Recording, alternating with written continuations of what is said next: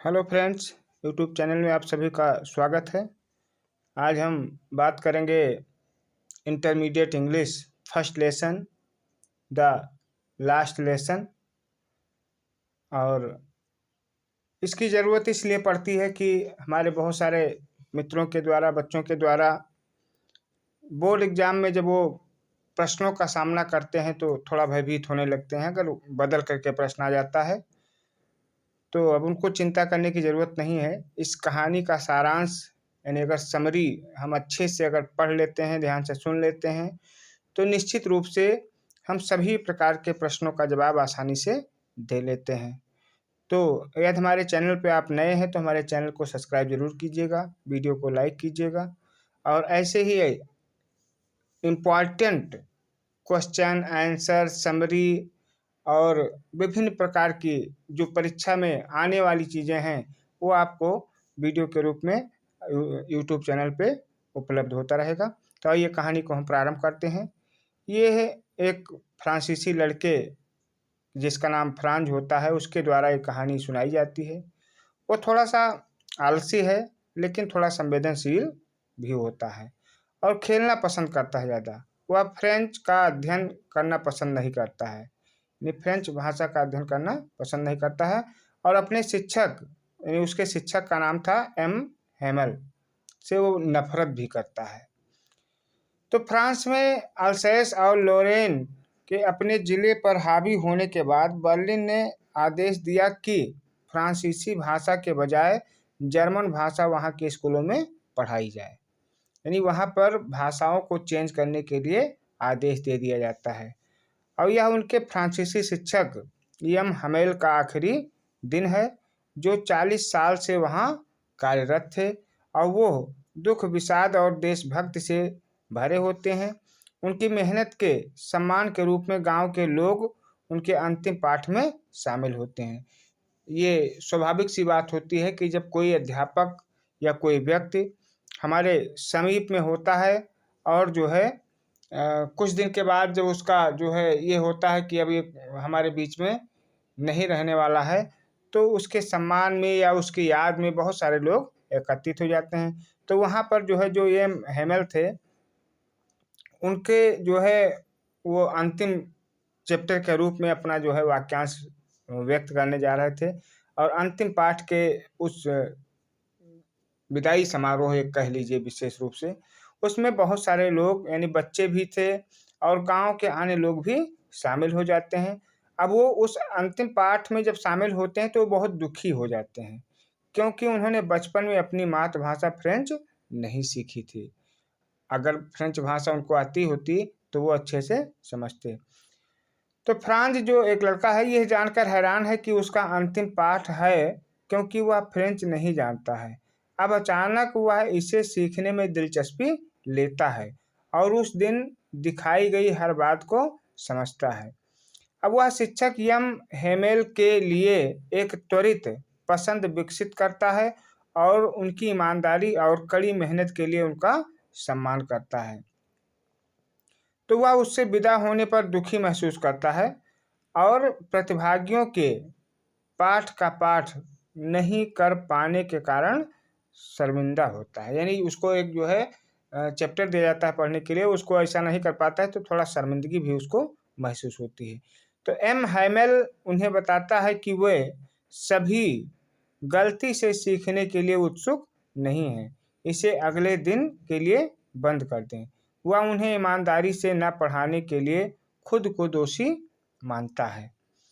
अब उसमें ईमानदारी बेईमानी क्या होता है कि हो सकता है किसी अध्यापक के द्वारा जो है थोड़ा जो पाठ पढ़ाया जाता है या सिखाया जाता है, उसमें जो है बच्चों को थोड़ा सा कम आता है और वो फिर जो है उसको अच्छे से नहीं सीख पाते हैं, तो उसको थोड़ा और सरलतम भाषा में बताने का प्रयास किया जाता है जिससे बच्चों के समझ में आ जाए।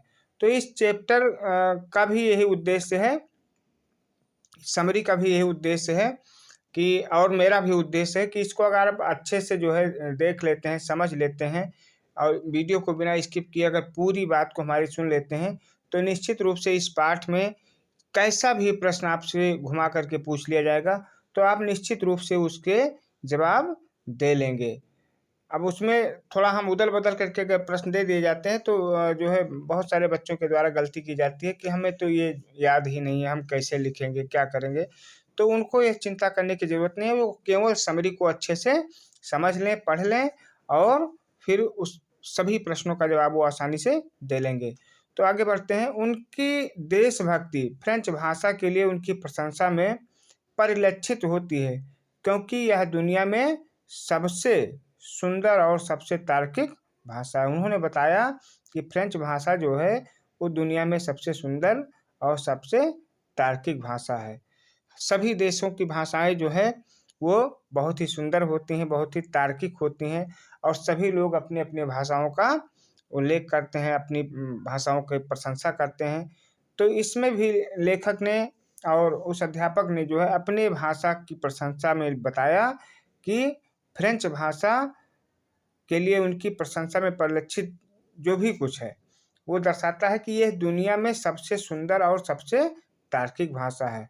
वो कक्षा को अपनी भाषा की रक्षा करने के लिए कहता है। अब क्लास में जितने भी स्टूडेंट मौजूद होते हैं उनसे वो कहता है कि ये हमारी ज़िम्मेदारी है कि हम अपनी भाषा की रक्षा करें और इसीलिए वो पूरे क्लास को ये कहता है कि जो है अपनी भाषा की रक्षा करें।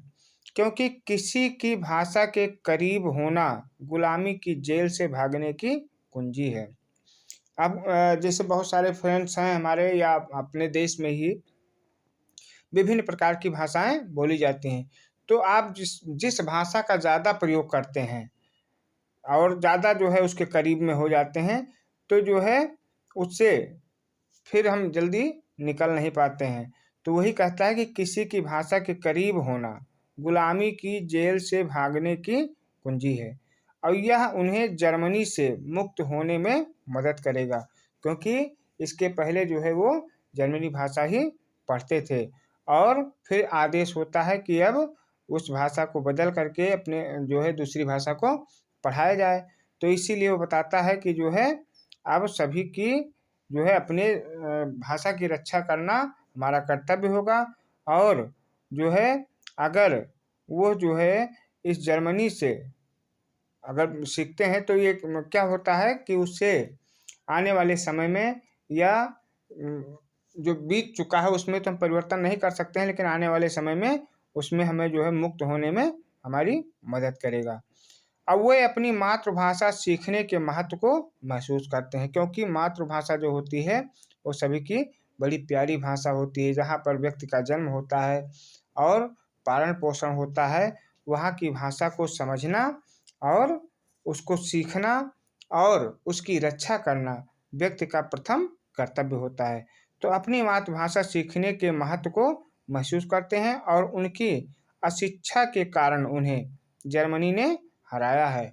अभी जर्मनी से जब हारे थे, तो ये बताते हैं कि ये केवल अशिक्षा के कारण है, क्योंकि एक राष्ट्र तभी जो है ग्रोथ कर सकता है, आगे बढ़ सकता है, जब उसके लोग जो है शिक्षित हों और शिक्षा के महत्व को समझते हों।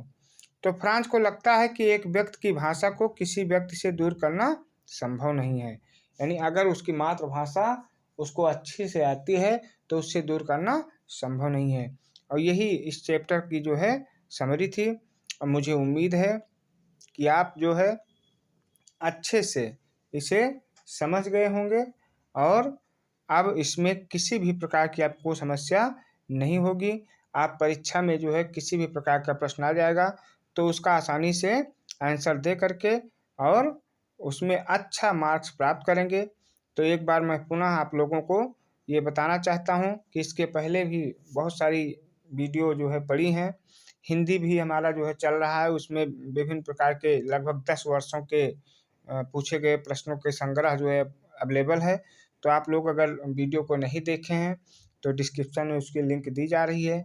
आप उसको टच करके वीडियो को अवश्य देखिएगा और हमारे चैनल पर अगर आप नए हैं, तो हमारे चैनल को सब्सक्राइब करके अपना प्यार और स्नेह मुझे प्रदान कीजिएगा, वीडियो को लाइक कीजिएगा और निश्चित रूप से अगले क्रम में हम फिर ऐसी ही समरी हर चैप्टर की आपके जो है यूट्यूब चैनल पे अवेलेबल होगी, जिसको पढ़ करके आप आसानी से अच्छे मार्क्स प्राप्त कर लेंगे। तो आप लोगों को बहुत-बहुत धन्यवाद।